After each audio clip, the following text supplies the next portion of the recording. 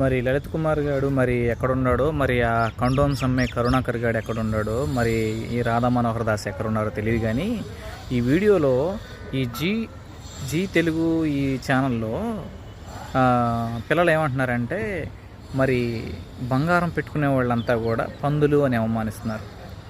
మరి అది కామెడీయే కావచ్చు, అది ఎంతోమంది చూస్తారు, అంతమంది చూసేది, అంతమంది ఆలకించేది.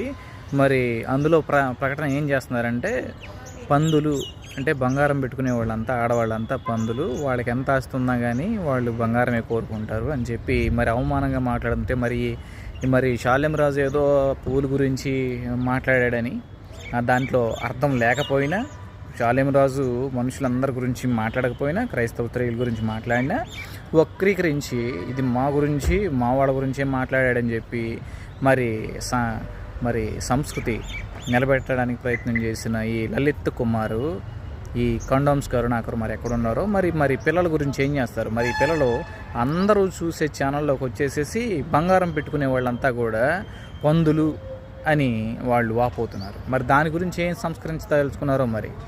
ఆ అక్క ఎవరో ఉంది, ఆ ప్రియా చౌదరి ఏదో ఒక అక్కయ్య ఉంది. మరి ఎంతవరకు దీన్ని ముందుకు తీసుకెళ్తారో చూద్దాం. మరి ఆడవాళ్ళందరిని కూడా పందులు అని అవమానించి బంగారం పెట్టుకునే వాళ్ళంతా పందులు అని చెప్పి వీళ్ళు విమర్శిస్తున్నారు. మరి దాని గురించి ఎంతవరకు వీళ్ళు ముందుకెళ్తారో చూద్దాం. మరి ముందుకు వెళ్ళి ఈ వీడియో చూడండి, కాస్త ఆ వీడియోలో ఏముందో మీకు అర్థమవుతుంది. 100 కోట్లు కావాలా?